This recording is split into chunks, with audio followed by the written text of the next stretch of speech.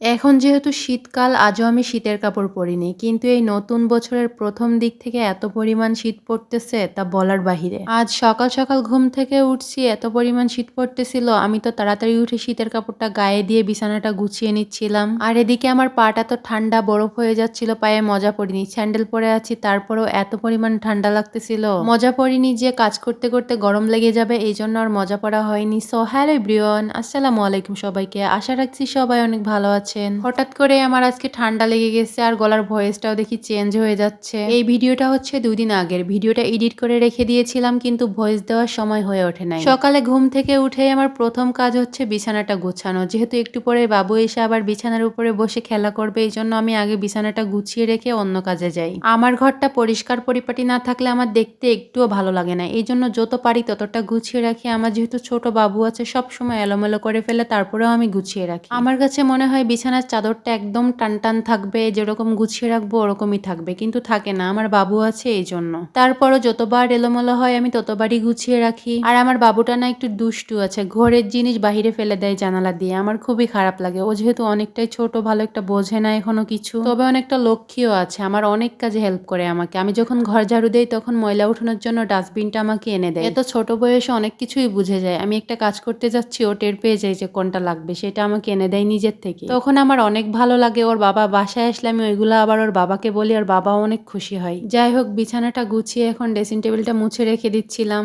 এই রুমটা পরিষ্কার করে চলে আসছিলাম হচ্ছে ডাইনিং এ। ডাইনিং টেবিলে অনেকটা পানি পড়েছিল, বাবুকে একটু আগে খাওয়ানো হয়েছে। বাবুকে খাওয়ানোর পরে টেবিলে অনেকটাই পানি পড়েছিল, ওটা আমি আর মুছতে পারিনি, তো এখনই মুছে রেখে দিচ্ছিলাম। সবকিছু পরিষ্কার থাকলে আসলে দেখতেও অনেকটা ভালো লাগে। ডাইনিং টেবিলের পাশে দেয়ালের সাইডে আপনাদের ভাইয়ার হচ্ছে ব্যাগ ট্যাগ রাখা আছে। ওই জিনিসটা রাখারই জায়গা পাই না, তো ওই সাইডে রেখে দিয়েছি। ওখানে সবসময় এলোমেলো করে রেখে দেয়। একটা জিনিস নেয় আর উপর থেকে সবকিছু এলোমেলো করে রেখে দিয়ে তারপরে আবার চলে যায়। ওখান থেকে সকালবেলায় কি যেন একটা বের করে নিছে, তারপরে কাপড় চোপড় সবকিছু বের করে রেখে দিয়ে গেছে। ওগুলো আবার আমাকেই গুছিয়ে রাখতে হয়েছে। যেহেতু তার কিছুদিন পরপরই বর্ডারে যেতে হয় এই জন্য তার সবকিছু এখানে গুছিয়ে রেখে দেয়। যখন বর্ডারে যাওয়ার সময় হবে তখন ওখান থেকে নিয়ে চলে যাবে, আবার এসে ওখানেই রেখে দেয়। বর্ডারে যাওয়ার আগে সবকিছু গুছিয়ে রেখে দিলে তেমন একটা কষ্ট হয় না, যাওয়ার আগে সবকিছু নিয়ে চলে গেলেই হয়ে যায়। সকালবেলায় সে ভীম আর হ্যান্ড ওয়াশ এনেছিল, ওটা আমি বোতলে ঢেলে রেখে দিচ্ছিলাম। আমার ভীম ফুরাইছে 2 দিন আগে, তাকে বলতেছি তার নাকি মনেই থাকে না, বারবার দোকানে যাই কিন্তু তার নাকি খেয়ালই থাকে না।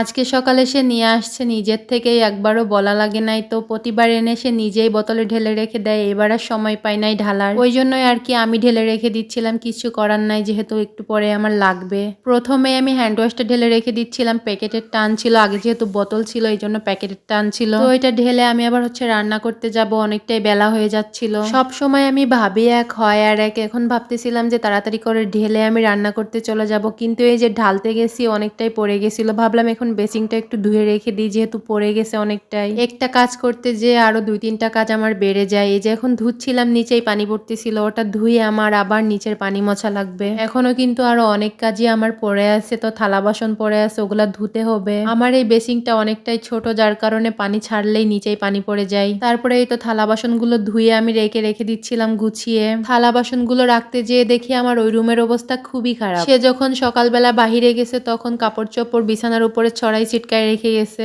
আমার চোখের সামনে যদি কোনো কাজ পড়ে থাকে আর সেই কাজটা যদি আমি আগে না করতে পারি আমার খুব খারাপ লাগে। দেখুন তো বিছানার অবস্থাটা কি করেছে। এই রুমে আমি তেমন একটা আসি না, যেহেতু এই রুমে থাকি না এই জন্য আসা পড়ে না। সে আসে, তার কাপড় চোপড় সব এই রুমে। একটা কাপড় পরতে এসে 3-4টা কাপড় ছড়িয়ে ছিটকিয়ে রেখে দেয়, এগুলো আবার আমার এসে গুছাতে হয়। তারপরেও আমার অনেকটাই ভালো লাগে বাসার ভিতরে কাজগুলো করতে, যেহেতু আমি বাসার ভিতরেই থাকি, বাহিরে যাওয়া লাগে না আমার। এই সব কাজ করতে করতে আমার সারাদিনটা কেমনে যেন পার হয়ে যায়। এই ঘরে থাকা হয় না, কিন্তু বাবু মাঝে মধ্যে এই ঘরে এসে খেলা করে, যার কারণে এই বিছানাটা আমি সব সময় ঝাড়ু দিয়ে রাখি যাতে ময়লা না থাকে। দেখবেন যে এই ঘরে বেশি থাকা হয় না সেই ঘরেই ময়লা হয় বেশি। এই ঘর প্রতিদিন ঝাড়ু দিই, তারপরেও এই ঘরে অনেক বেশি ময়লা হয়। এই বিছানাটা আমার প্রতিদিন 2বার করে ঝাড়ু দেওয়া লাগে, সকালে আর বিকালে, তারপরেও এত ময়লা বের হয় বিছানা থেকে। বিছানা ঝাড়ু দেওয়ার সময় অনেক ময়লা বের হয়েছিল, এই জন্য ভাবলাম আগে ঘরটা ঝাড়ু দিয়ে তারপরে একবার রান্না বসাবো। এখন এই তো পুরো বাসাটা সুন্দর করে ঝাড়ু দিয়ে তারপরেই তো রান্না বসাবো। ওই জন্যই তো সকাল সকাল ঘুম থেকে উঠলে ভালো হয়, উঠে বাসি কাজগুলো সেরে তারপরে রান্না বসানো যায়। কিন্তু আমি সকালে একবার উঠে তারপরে আবার বেলা করে উঠি। যেহেতু এখন শীতকাল আর আমার ছোট বাবু আছে এই জন্য আমি ইচ্ছা করে দেরি করে উঠি যাতে করে ঠান্ডা না লাগে। তারপরেও দেখতেছি আজকে থেকে আমার ঠান্ডা লেগে গেছে, এত সেভ করে চলি তারপরেও ঠান্ডা লাগছে। এই শীতকালের পানি প্রচন্ড ঠান্ডা, আর এই প্রচন্ড ঠান্ডা পানি আমার বারবার সেনা পড়ে, যার কারণে আমার ঠান্ডাটা লেগেই গেল। যাই হোক, আমার পুরো বাসাটা আমি সুন্দর করে ঝাড়ু দিয়ে ময়লাটা উঠিয়ে ফেলে দিব একদম।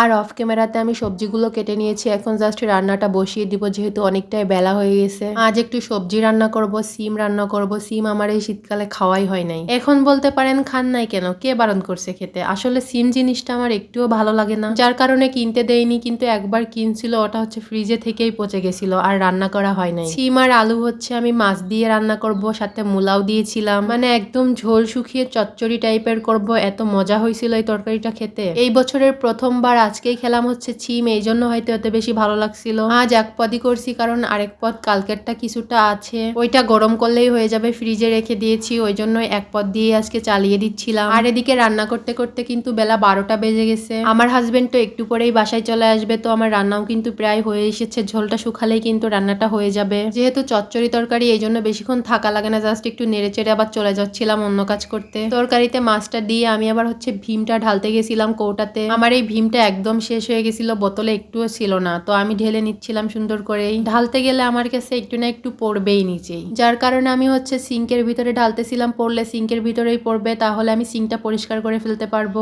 দেখেছেন আমি কতটা হিসাবি আর সাশ্রয়ী, কিন্তু আমার হাজবেন্ড এটা মোটেও বিশ্বাস করে না। সে তো বলে আমি নাকি একদমই হিসাব করে চলতে পারি না। যাই হোক, আমার আজকের ভিডিওটি দেখতে দেখতে যারা এই পর্যন্ত চলে আসছেন তাদেরকে অসংখ্য ধন্যবাদ। একটা লাইক দিতে ভুলবেন না, আর কমেন্টস করে জানাবেন ভিডিওটি কেমন হয়েছে। তো আজকের ভিডিওটি এই পর্যন্তই, দেখা হবে নেক্সট কোনো ভিডিওতে। আল্লাহ হাফেজ।